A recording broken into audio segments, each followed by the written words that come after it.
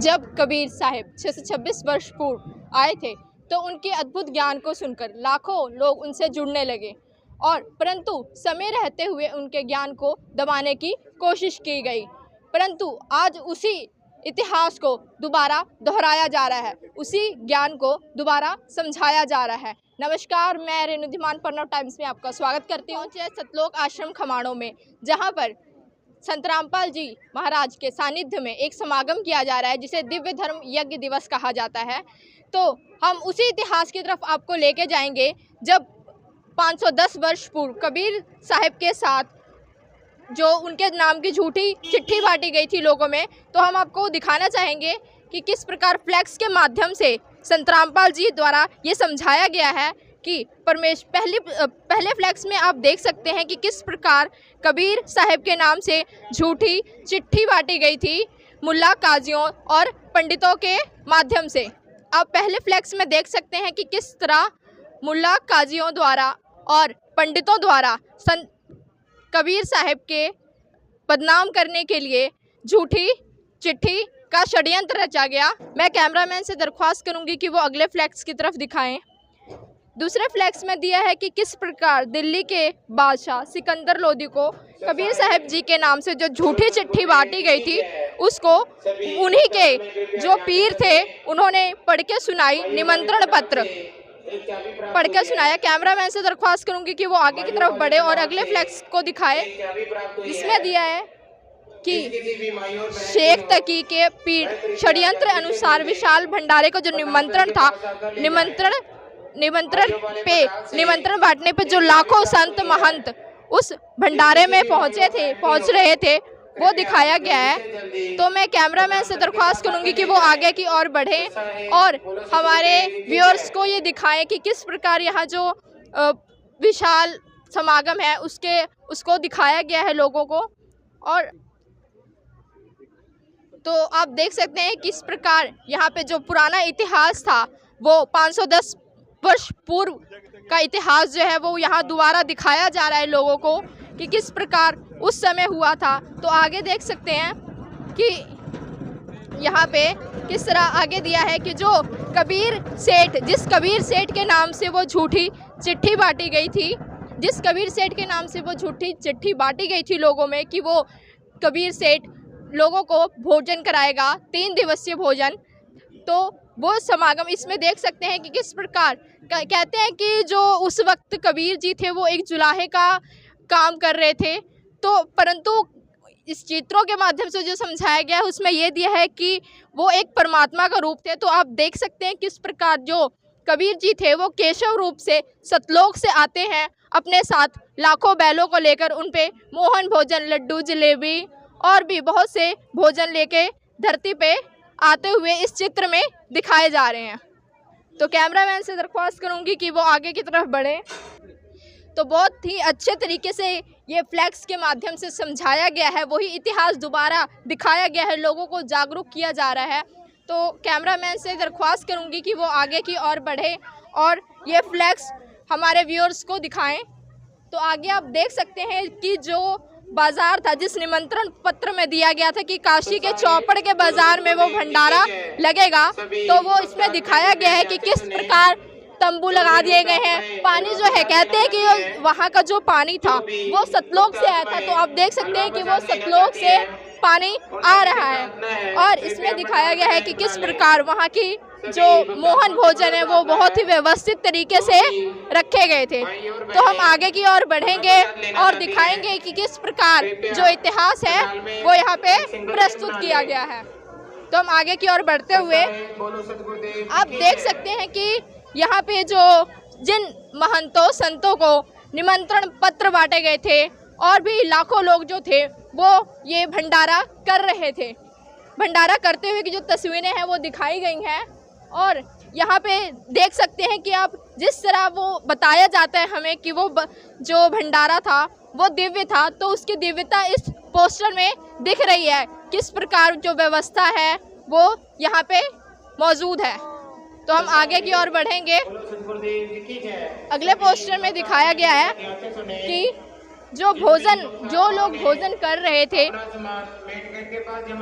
भोजन करने के बाद जो लोग आगे अपने घर की ओर प्रस्थान करते थे तो उनको सूखा सीधा यानी कि कुछ जो मोहरे होती हैं और शॉल वगैरह दिए जाते थे अब वापस भंडारा करने के बाद।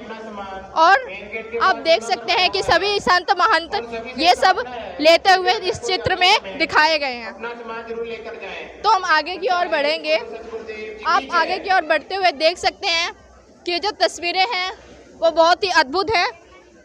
तो इसमें एक चीज़ और बताना चाहूँगी कि लोगों को, तो मैंने जैसे आपको पहले बताया कि लोगों को लगता था कि वो कबीर एक जुलाहा है और उससे बढ़ के कुछ नहीं, पर यहाँ पे आप देख सकते हैं कि किस प्रकार जो दिल्ली का बादशाह उस वक्त कहे, जो दिल्ली का बादशाह था वो पूरे हमारे भारतवर्ष पर उसका शासन था। तो आप देख सकते हैं किस प्रकार दिल्ली का बादशाह खुद कबीर साहब को लेने उनकी कुटिया के बाहर पहुँचे। इस बैनर के माध्यम से दिखाया गया है कि खुद सिकंदर लोदी कबीर साहब को लेने के लिए उनकी कुटिया के बाहर पहुंचे थे। तो हम आगे की ओर बढ़ेंगे। तो आगे आप देख सकते हैं कि किस प्रकार जो तस्वीरें हैं वो यहाँ पे दिखाई गई हैं।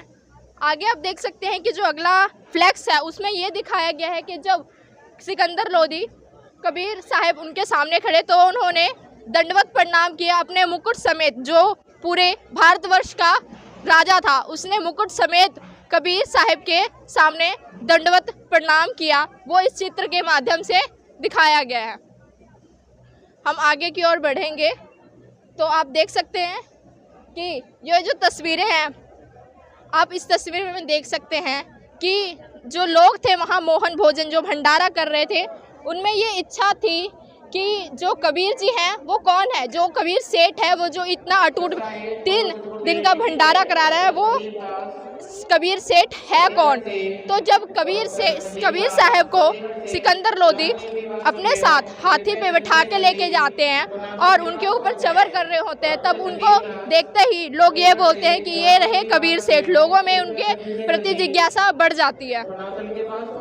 तो हम आगे की ओर बढ़ेंगे और आप देख सकते हैं कि जो आगे की तस्वीरें वो इस प्रकार है कि यहाँ पे जो जैसे हमने आपको पहले बताया कि जो केशव बंजारा थे वो कबीर जी का ही रूप थे। तो वहाँ आप देख सकते हैं कि किस प्रकार जो कबीर जी थे वो उस तंबू में आते हैं जहाँ पे केशव बंजारा बैठे हुए थे और उनके सामने बैठ के वो वहाँ की जो जितने भी लोग भंडारा करने आए थे, संत महंत वहाँ के लोग, उनको वहाँ सतलोक से आए, सतलोक की जो वाणी थी, सतलोक का ज्ञान लोगों में बांटते हुए उन्होंने लोगों को समझाया कि सतलोक क्या है और वहाँ का ज्ञान दिया। तो इस चित्र के माध्यम से आप देख सकते हैं किस प्रकार केशव बंजारा उनसे वार्तालाप कर रहे हैं, उनसे सवाल कर रहे हैं और कबीर साहब उन्हीं सवालों का जवाब दे रहे हैं। तो क्या अद्भुत ही नज़ारा होगा उस दृश्य का,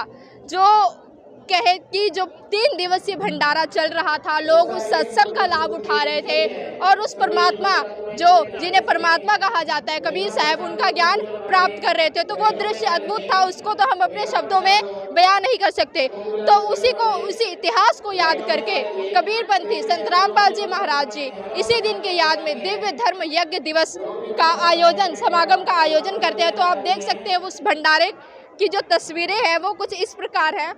वो जो भंडारा 3 दिवसीय वही भंडारा आज भी उसी प्रकार चलाया जाता है, उसी दिन की याद में मनाया जाता है।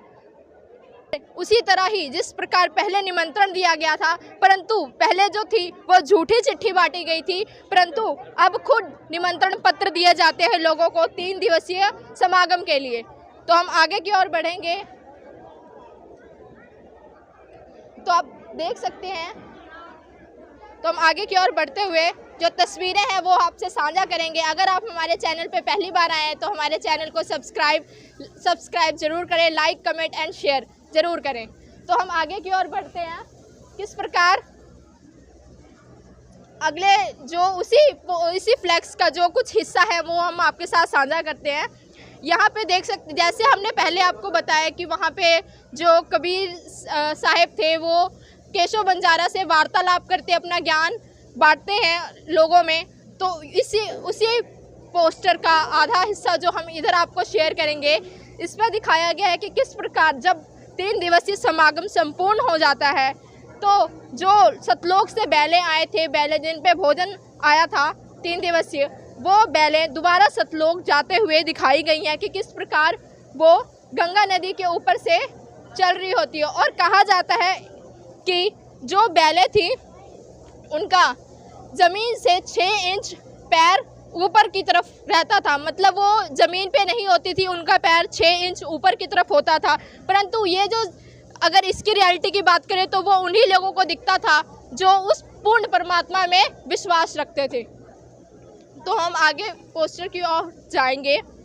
जैसे हमने आपको पहले बताया कि जो केशव बंजारा थे वो कबीर साहिब का ही रूप थे, तो उसको इस फ्लैक्स के माध्यम से समझाया भी गया है। आप देख सकते हैं कि किस प्रकार जब सभी बैल जाने लगे तो लोगों ने बोला कि केशव जी आप भी जाइए, नहीं तो आपकी बैलें छूट जाएंगी। तो वो कबीर साहब के स्वरूप में जाके समा गए और सिर्फ कबीर साहब ही रह गए। तो इस चित्र के जो माध्यम से दिखाया गया है वो कुछ इस प्रकार था।